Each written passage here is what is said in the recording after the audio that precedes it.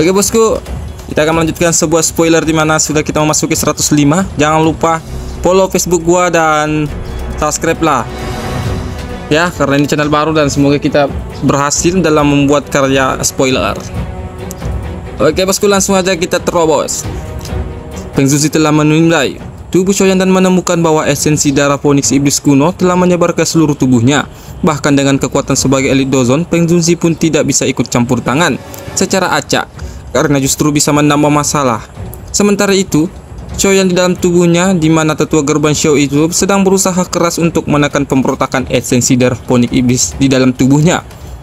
Sebenarnya hanya ada satu tetes darah yang tersisa, namun ternyata setetes darah kuno itu sudah mampu membuat seluruh darah dalam tubuhnya terbakar seperti ini.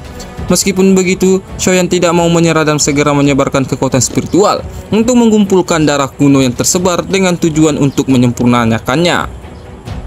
Shoyan menghela napas lega setelah melihat darah hijau merah yang menyebar telah berkumpul menjadi satu, sebelum menciptakan semacam kuali dengan api teratai hatinya dan berencana memurnikan gumpalan darah itu, seperti dia memurnikan pil obat energi liar.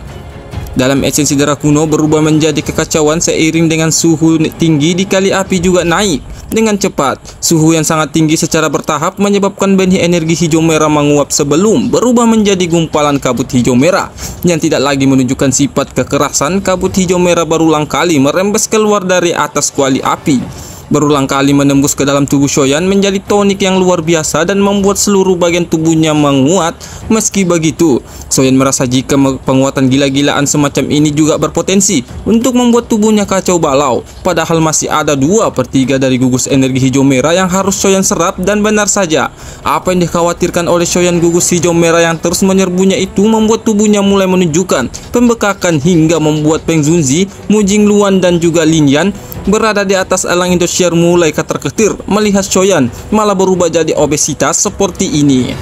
Mu Jingluan tertawa pahit saat melihat adegan ini karena dia tahu bahwa tubuh Shoyan tidak dapat menyerap begitu banyak darah esensi Phoenix kuno, dan pembekakan ini adalah peringatan awal ledakan tubuh seseorang. Peng Zunzi juga mengetahui hal itu, namun tetap saja dia tidak bisa ikut campur secara acak dan tidak ada yang bisa elit Dozon itu lakukan kecuali menunggu lebih lama. Dan apabila Shoyan masih tidak memiliki solusi setelah beberapa waktu, maka dia akan melakukan segala cara untuk memaksa esensi darah Phoenix kuno keluar. 3 orang di atas burung elang Indosiar masih hanya terdiam menyaksikan tubuh Shoyan yang makin dan semakin melar, di mana situasi menjadi lebih mencekam setelah pembuluh darah kecil di kulit pemuda itu mulai pecah, membuatnya tampak seperti orang berdarah yang menakutkan. Di sini Peng Zunzi sudah tidak bisa menahan diri lagi dan mulai mengumpulkan energi alam yang agung di tangannya.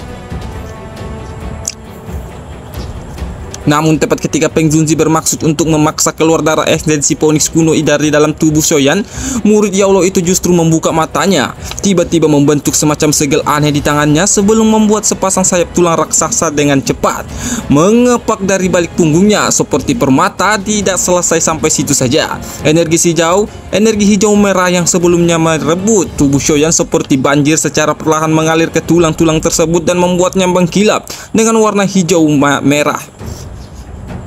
Tubuh yang indah Peng Zunzi dan 2 muda di sisinya langsung dibuat ternganga setelah mengetahui jika Shoyan tidak hanya memiliki esensi darah Phoenix, namun juga sayap tulangnya. Hal itu membuat Mu Jingluan berpikir jika Shoyan telah membunuh seorang anggota suku Phoenix Iblis dan menggunakan tulang serta darahnya untuk memperkuat diri. Di sini Peng Zunzi tidak bisa berkomentar apapun, karena bahkan dia dan Yao Chen akan berpikir 2 kali sebelum menyentuh seseorang dari suku Heaven Demon Phoenix.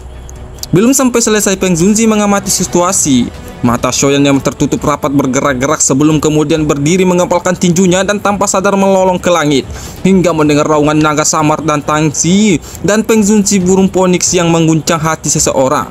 Hati Peng Zunzi langsung bergetar saat mendengar lolongan Shoyan tidak menyangka jika pemuda itu memiliki 2 gelombang sonik teratas di dunia.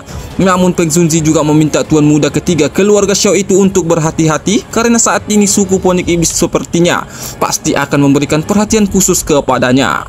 Baru setelah memastikan tidak ada sesuatu yang aneh pada tubuh Shoyan, Peng Zunzi pun masuk ke topik utama, yaitu menggali informasi tentang keberadaan Yao Chen, dan langsung melonjakkan niat membunuh dan tajam dari dalam dirinya saat mengetahui bahwa di masa lalu Hampeng si murid durhaka itu benar-benar bekerja sama dengan aula jiwa untuk mengkhianati Yao Chen.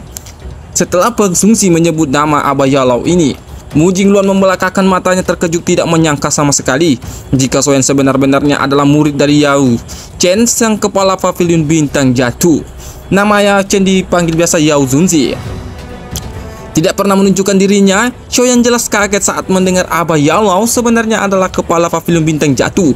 Namun berhubung gurunya memang tidak suka masalah administrasi pengurusan paksi, jadilah Peng Zunzi yang mengambil ahli pengurusan ya. Namun tampaknya Peng Zunzi tidak mau membicarakan masalah pavilion bintang jatuh dulu, dan kembali fokus kepada kemarahannya kepada Han Peng serta ambisinya untuk menangkap dan menghancurkan si murid Nur Hakim itu dengan tangannya sendiri.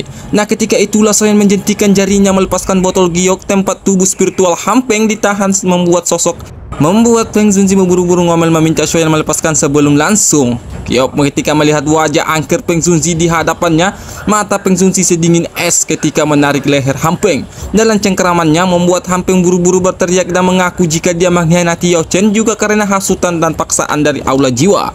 Ekspresi Peng Zunzi berubah saat mendengar nama Aula Jiwa dan menjadi semakin dingin saat Soyan menjelaskan bahwa saat itu tubuh spiritual Abah Yao Lao sudah jatuh ke tangan organisasi misterius.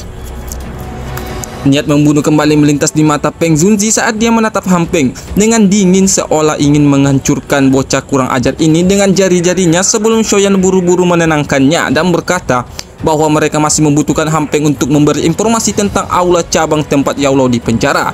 Mendengar itu Peng Zunzi pun berusaha untuk mengendalikan emosinya dan bertanya dengan nada dalam tentang keberadaan Yao Chen kepada Han Peng. Han Peng yang sejak dulu memang memendam ketakutan kepada Peng Zunzi tidak bisa menolak dan langsung memberitahukan bahwa aula cabang Yao Lao tempat ditahan berada di wilayah barat kota dunia bawah dataran tengah.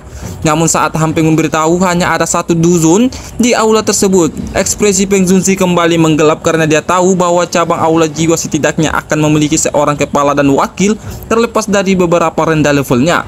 Ekspresi Soyan juga berubah gelap setelah mendengar ini, memahami bahwa pikiran jahat Han Peng belum juga padam.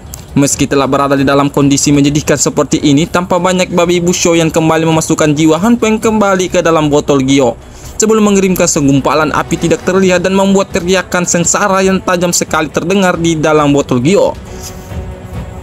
Soyan mengungkapkan kekhawatirannya akan kondisi Abah Yao Lao dan bertanya kepada Peng Zunzi tentang apa yang harus mereka lakukan. Menurut Peng Zunzi, aula jiwa masih tidak melakukan apapun kepada Yao Chen karena teman lamanya itu memiliki kemampuan pemurnian obat yang hampir tiada tandingannya di seluruh dunia. Karena itulah untuk sementara Peng Zunzi akan kembali ke pavilion bintang jatuh untuk mencari informasi tentang aula jiwa sembari mengumpulkan banyak ahli dusun yang dulu juga memiliki hubungan baik dengan Yao Chen. Mendengar Peng Zunzi berucap demikian, Soyan hanya bisa menghela napas lega menyadari bahwa sekarang dia tidak perlu mengandalkan kekuatannya sendiri untuk menyelamatkan Abah Yao Lao. Sementara Peng Zunzi kembali ke pavilion, Soyan akan melanjutkan perjalanan ke Menara Pil untuk mengikuti kompetisi besar pemurnian pil yang ada di sana. Peng Zunzi hanya mengangguk-angguk paham karena bagaimanapun guru Soyan alias Abah Yao Lao juga merupakan juara dalam kompetisi agung di 30 tahun yang puluhan tahun yang lalu. Nah, berhubung dua belah pihak sudah punya tujuan masing-masing, setelah Peng Zunzi memberikan giok bintang sebagai alat komunikasi untuk Soyan, maka perpisahan antara Mang Oyen dan teman baik gurunya itu pun tidak terhindarkan lagi. Sepeninggalan Peng Zunzi, Lin Yan yang sebelumnya hanya bisa mengingkep di tengah-tengah tiga ahli tingkat tinggi itu pun akhirnya buka suara menanyakan apakah mantan juniornya itu di akademi mengetahui lokasi Menara Pil. Lin Yan hanya bisa sementara memutar matanya, kesal seolah sudah tahu jawaban Soyan yang meskipun OP-nya nggak ngotak tapi juga kurang pergaulan. Berhubung Soyan ini memang mainnya kurang jauh, Lin Yan pun menjelaskan jika Menara Pil lokasinya masih sangat jauh dari tempat mereka. Dan meskipun menggunakan lubang cacing masih memerlukan waktu lebih dari sebulan sampai mereka bisa mencapai kota Pil yang merupakan tempat di mana Menara Pil berada. Akhirnya Lin Yan pun memimpin jalan untuk menuju kota tempat lubang cacing terdekat berada untuk menuju wilayah Pil yang merupakan daerah terluar kota Pil, di mana ternyata salah satu senior Soyan juga ketua muda Akademi Giana alias Liu Jing juga berada di sana. Sekarang kita pindah posisi dulu ke sebuah gunung-gunung puncak gunung seperti padang besar yang menembus awan, di mana tampaklah sesosok gadis secantik rembulan duduk bersila di atas batu, memancarkan semacam perasaan agung dan langka, membuat beberapa pria akan merasa malu saat berdiri di depannya. Ya, gadis itu tidak lain adalah Deng Hyun Er yang selalu mengganggu pikiran Mang Oyen tiap hari. Matanya yang berkelobak bermata langsung terbuka bangun dari pelatihannya setelah merasakan Li Ying datang dan menanyakan apa yang akan bodyguard pribadinya itu laporkan.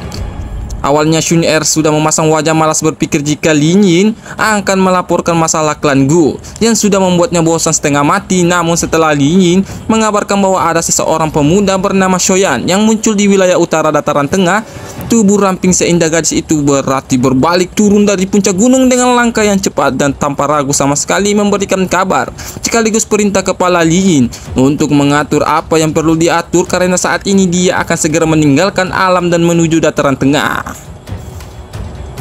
Oke guys, mungkin segini aja pembahasan dari spoiler ABTTH spoiler 105 bagian 1, dan kalian nantikan jangan lupa subscribe dan follow FB gue ya biar kita sama-sama kacau balau anjay.